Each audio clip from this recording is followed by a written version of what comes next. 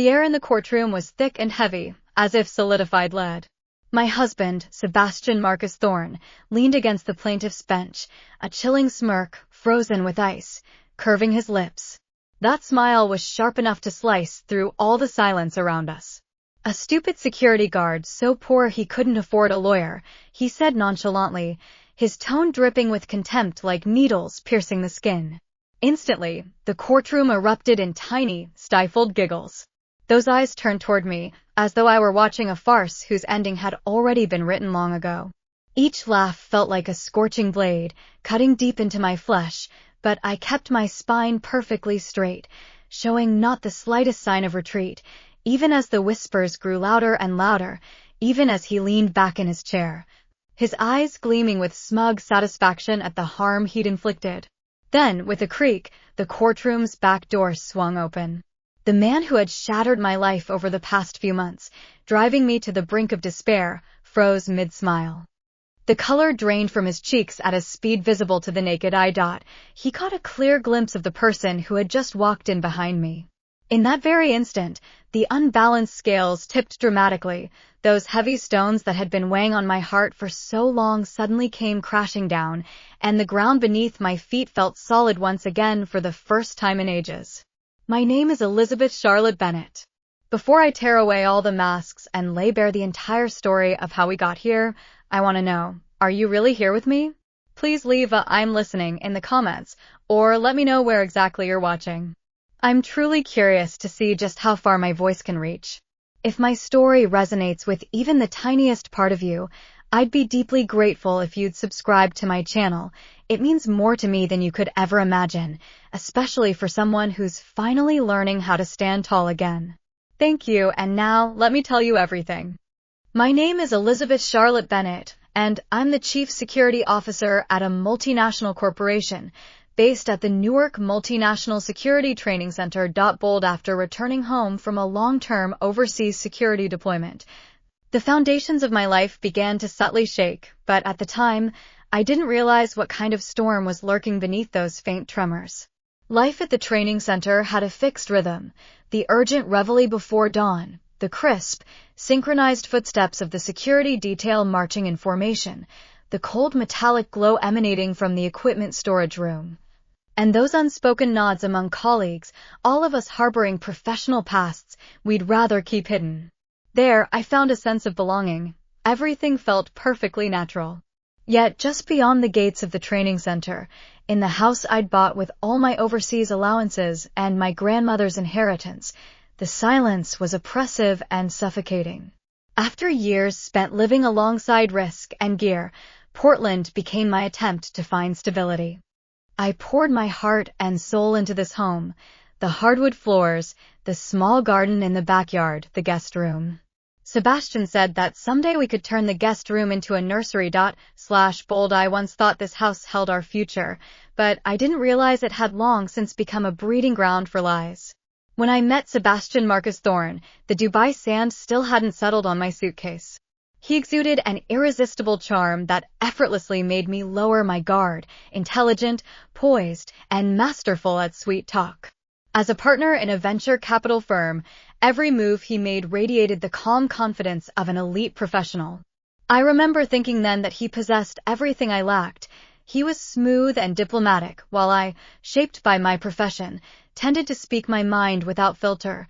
He was self-assured and outgoing, whereas I'd grown cautious and reserved from years of dealing with risk after risk. We'd married too hastily, but I convinced myself that it was simply the right time, fate's arrangement, and perhaps, after years of constant hustle, a blessing in disguise. In those first few months, life felt warm, stable, and utterly secure. He'd ask about my work, smile when I spoke, and tell me how much he admired my professionalism and discipline. For a fleeting moment, I thought I'd finally escaped this life of constant upheaval. But then he started dressing more and more meticulously, spending ever more time staring into the mirror and carefully snapping photos of his successful investor lifestyle. His phone had become an extension of his body, always locked, always buzzing, always turned away from me. Our conversations had dwindled to mere fragments, and our shared dinners at the same table had turned into silent meals, each of us eating in solitude. I found receipts from hotels in Seattle, bars in Bellevue, Tacoma, and spas, places that were more than an hour's drive away from what he claimed was his office. Yet I kept reassuring myself I'd seen too many people crumble under work pressure, so I blamed it all on how busy he'd gotten. That's the instinct of anyone in security. We deliberately overlook those warning signs because confronting them head-on feels like walking straight into an unknown risk, one that's simply too hard to bear. Next, strange withdrawals began appearing in our account. Small amounts, $80, $120, $200, randomly siphoned off from our joint account. When I asked about it, he flew into a rage and snapped that he didn't have to report every single expense detail to me. As usual, I gave in, but that nagging sense of unease kept gnawing at the bottom of my heart. One evening, after finishing my late shift at the training center and driving home, I pulled into the residential complex and noticed a black Cadillac Escalade SUV parked in front of my house. Its headlights illuminated the driveway, and the vehicle remained perfectly still. Instinctively, I slowed down and approached cautiously, but just as I was about to get a clear look inside, the driver suddenly sped away. As the SUV passed beneath the streetlight, I caught a fleeting glimpse of the passenger in the front seat, a woman with long brown hair and sharply defined features. My heart felt as if it had been gripped tightly by something brutal. As I stepped into the room, Sebastian was hunched over his laptop, the screen's glow casting eerie, half-lit shadows across his face. At the sound of my footsteps, he immediately closed the laptop, a gesture that, for the first time in months, revealed just how flustered and unsettled he truly was. He claimed he'd been reviewing investment contracts, but before shutting down the screen, I'd caught a fleeting glimpse of the tab he'd had open, and it looked unmistakably like a legal document. At that moment, I still didn't realize that my intuition had already sounded an alarm, the kind of calm yet piercing warning that precedes danger during a mission, so sharp it couldn't be ignored. Yet I hadn't yet grasped just how deep this wound would run. The day the truth finally came to light was colder than even the frosty winter mornings at the training center. Exhausted from an intense emergency response exercise, I trudged home and, as soon as I pushed open the door, something felt off. The house was unnaturally spotless. A fresh candle burned on the dining table, and the air carried the faint scent of a perfume I didn't recognize. Sebastian stood in the middle of the living room, waiting for me. With a cold expression, he handed me a document and bluntly declared that our marriage had long since become nothing more than a formality, and that he wanted us to separate amicably and rationally. He laid out a string of harsh conditions. The house and 80% of our savings would go to him. I'd also have to pay him 6 years' worth of alimony and divide my professional benefits.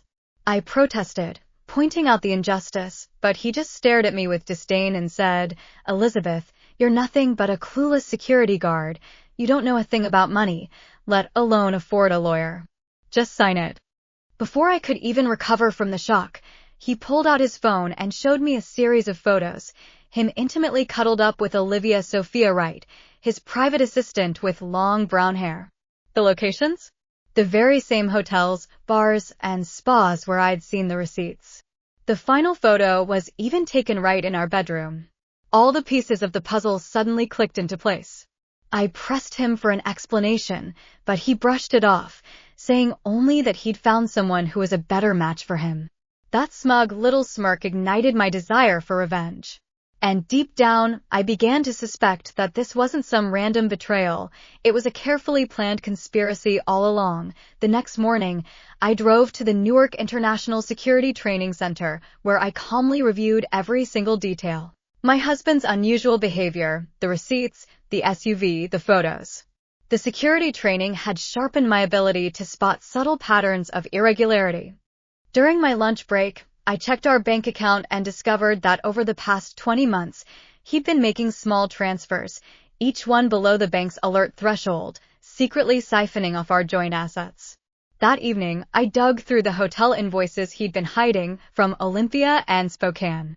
Every booking was made on weekends when I was away on overseas deployments, precisely the kinds of places I dreamed of settling down in after retirement. He'd actually been creating memories with someone else in the very spots I'd longed for. This calculated, deliberate betrayal hurt me even more than the betrayal itself. I checked his emails, the first time I'd ever done so since we'd gotten married. Sure enough, in his inbox were bank emails requesting access to my occupational pension account, a request I'd never approved or discussed. At that moment, it all clicked. Sebastian wasn't seeking a divorce. He was trying to squeeze every last bit out of me, coveting my future. I dug through the cloud storage again and found an encrypted folder labeled Business Trip. Sebastian never used encryption. He wouldn't even bother updating his router. The password hint consisted of just 2 digits. Obviously, he'd assumed I'd never figure it out. Sitting alone on the sofa, I struggled between collapse and explosion, thinking of my father, the same line of work in security, who, after finishing his overseas assignment, faced a marital breakdown and, drained of everything, sank into despair. I'd once sworn never to repeat his fate, but now here I was, trapped in an abyss. My only hope was my sister, Valeria Isabella Bennett, a top Boston commercial litigation lawyer whom I hadn't contacted in 10 years. Caught between pride and sheer survival, I finally pressed the dial button. Fear gave way to determination. The phone rang 3 times before Valeria answered, her voice brief and formal. I almost hung up, but when I called out her name, my voice choked with emotion, and her tone immediately softened. I laid it all bare, and after a long silence, she said, "Come to Boston within 48 hours." Her firm was located in a glass skyscraper in downtown Boston, a fortress that seemed impervious to attack. She was waiting for me at the elevator entrance, dressed impeccably in a suit. We didn't need to embrace. A simple nod was enough for us to understand each other. She led me into the conference room and introduced me to 2 key allies, Julian Theodore Hunter, a top-notch forensic accountant specializing in financial fraud, and Evelyn Margaret Carter, a seasoned cybersecurity analyst who would later crack the encrypted folder. They became my lifeline. Julian pulled up a map of the money flows and revealed that Sebastian was a repeat offender, having already swindled 3 women using the same modus operandi, emptying their accounts before slipping away unscathed. I was simply his latest target. Evelyn discovered that Olivia wasn't innocent at all. She'd assisted Sebastian in fraud schemes back in the day, and now, being monitored by him, she'd begun to harbor resentment. My entire understanding of marriage shattered. Sebastian had chosen me solely because of my stable salary, excellent benefits, and my naturally submissive nature, treating me like a prey to be hunted down. Valeria looked at me with piercing intensity and whispered, "He sees you as his target? Then let's turn the tables." Those words ignited a fierce determination within me. For the first time since the divorce papers were served, I felt the courage to fight back. Valeria's strategy required me to become exactly the kind of person I'd spent my entire career trying to avoid. She needed Sebastian to believe that he'd utterly broken me, that I'd lost all strength to fight back. It was humiliating, infuriating, but it was the wisest move we could think of. And so, with the same self-discipline I'd cultivated throughout my professional life, I stepped into this role. Every evening when I come home, I pretend to be utterly exhausted, my shoulders slump, my gaze vacant. In the living room, I leave half-empty beer cans behind, even though they're all non-alcoholic brews. I toss my work uniform crumpled onto the sofa, let the dishes pile up high, and let the home security camera capture me trembling as I flip through wedding photos. All of this feels like acid eating away at my dignity. Yet every time I'm tempted to stop pretending, I remember Sebastian's icy tone when he called me a dumb security guard. Deliberately, in front of a group of coworkers known for spreading gossip, I casually mentioned that my grandmother left me a $50,000 cash inheritance, hidden safely in the home safe. I don't need to overact. All I have to do is look tired and careless. I know that by the next morning, Sebastian will definitely hear about it. He really did hear me. That night, when I came home, his attitude had completely flipped 180 degrees. He made dinner, and although it was terrible, he'd actually made an effort. He asked me if I'd slept well, whether I'd eaten lunch, and offered to go grocery shopping for me. I looked at him as if I were staring at a predator trying to pass itself off as a cat. I played along, pretending to be dazed and exhausted, feigning gratitude for his concern. Meanwhile, I'd already installed the tiny cameras Valeria had sent over, one hidden behind a vent in the living room, another disguised as a smoke detector mounted above the safe, and yet another tucked away in a corner of my study. The house had become a quiet battleground, riddled with traps and surveillance points. Every step felt strange, as though I were walking through a minefield. Late one night, while checking the security system, I spotted an unfamiliar login record. It was Sebastian. He's watching me. Through those cameras, he doesn't realize I've taken control of. This realization makes the whole plan feel even more urgent. He's observing my behavior, tracking my movements, and checking to see whether I'm really falling apart as he'd hoped all along. This introduces a new level of danger. One wrong step, and he'll spot the trap. At the case analysis meeting with Valeria's team, Evelyn brought in a newly recovered audio recording, a voice that belonged to Olivia, tense and riddled with suspicion. She was asking Sebastian why he needed access to my occupational pension account. Her tone carried a hint of fear, as if she were starting to realize that the man she'd thought she could control had actually been controlling her all along. That tiny spark of doubt in Olivia's heart wasn't just information. It was leverage. It meant that Sebastian didn't have her completely under his thumb after all. Every lie he'd told had become a thread in a web, slowly tightening its grip and ensnaring him. For the first time since it all began, I felt a strange emotion, a confidence honed by the truth.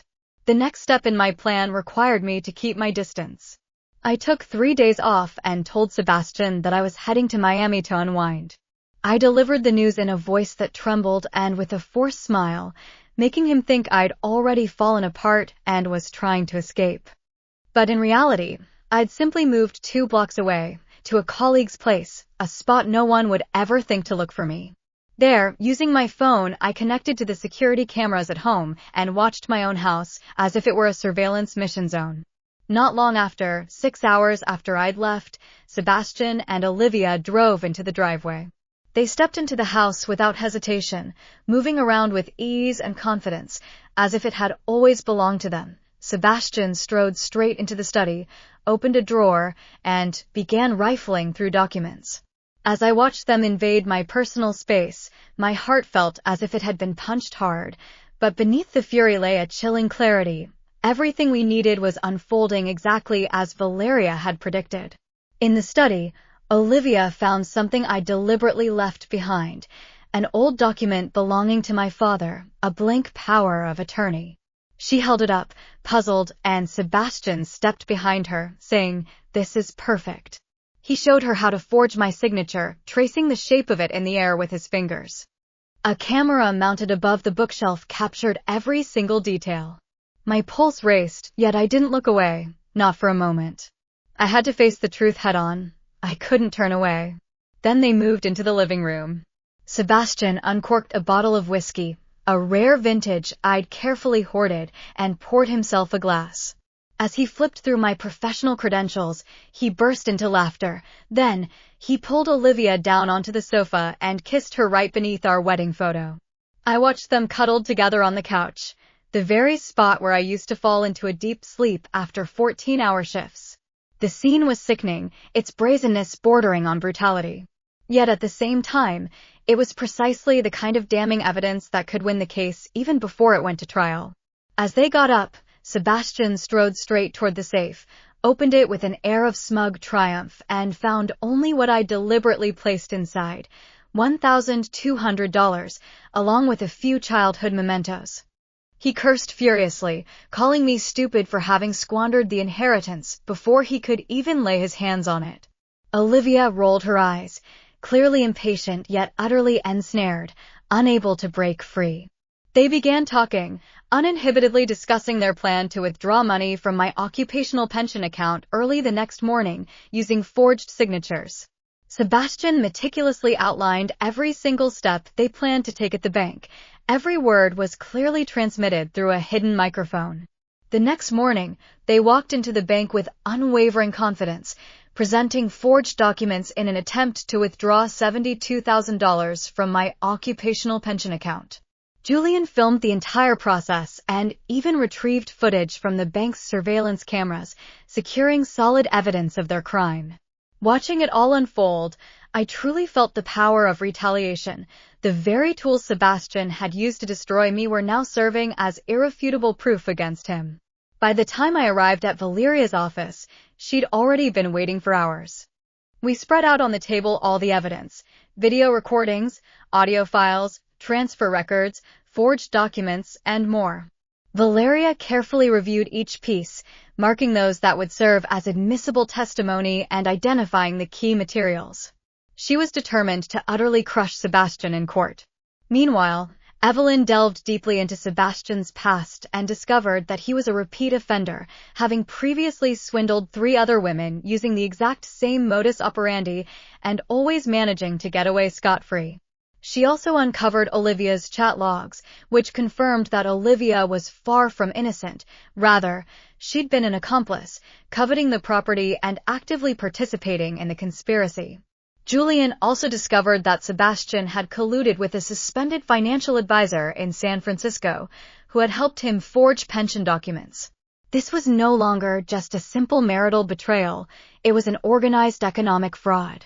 As Valeria analyzed the legal implications, Julian realized that spyware had been installed on my phone, meaning Sebastian had been secretly monitoring me all along. Moreover, Valeria found drafts of Sebastian's emails revealing his plan to countersue me for emotional abuse and financial misconduct, attempting to preemptively destroy my reputation.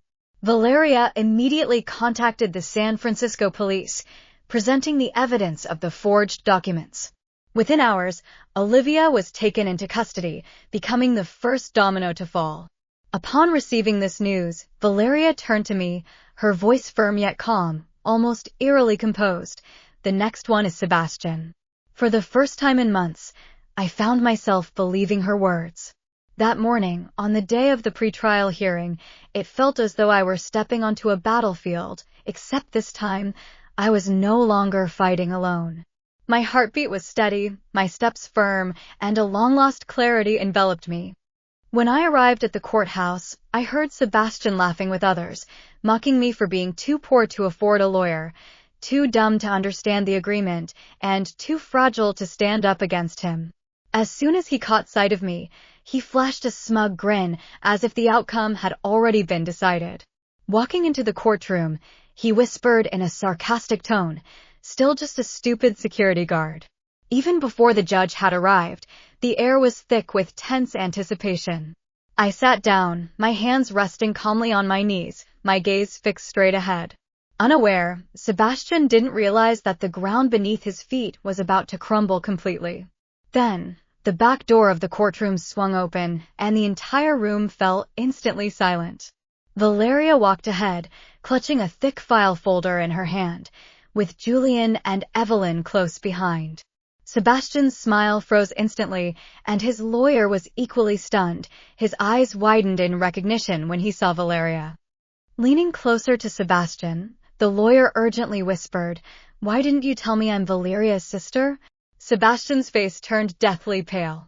As soon as the judge took his seat, order was immediately restored in the courtroom. Valeria calmly presented all the evidence: video footage of Sebastian and Olivia at my home, audio recordings of their conversations about forging signatures, bank surveillance footage showing their attempts to withdraw funds from my occupational pension account, forged documents bearing traces of his handwriting, and even evidence of spyware on my phone. With each piece of evidence she presented, the judge's expression grew increasingly grim. Then, the police escorted Olivia into the courtroom, still handcuffed, and the atmosphere in the room shifted once again. To seek a lenient sentence, she agreed to testify.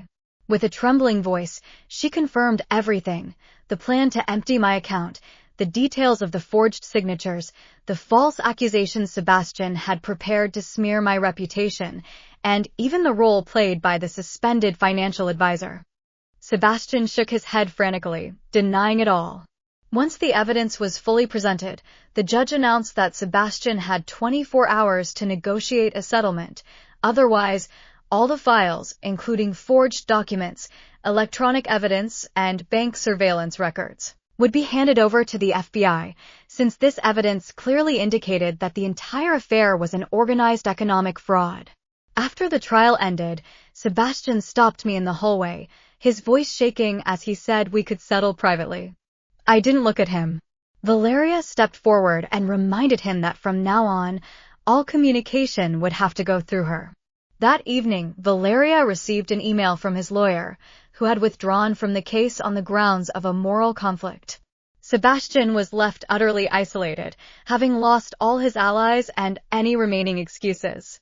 That same night, the police sent over some additional documents, surveillance footage showing Sebastian driving the car belonging to his previous victim, as well as records of wire transfers between him and the financial advisor. The scale of his crimes was even greater than I'd imagined. He wasn't just a terrible husband, he was a seasoned manipulator who'd been perfecting his scams for years. Even after the truth came to light, a faint ache lingered in my heart, not because of the person he'd become, but because of the life I'd once believed I could lead. Valeria said that was perfectly normal, that survivors often grieve over the stories they'd once held dear. But the story didn't end there.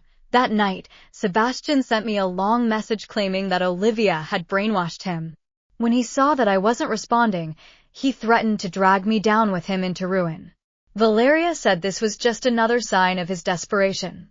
Soon after, Julian discovered a folder hidden in Sebastian's San Francisco office, a nearly completed legal document that portrayed me as emotionally unstable and guilty of financial abuse.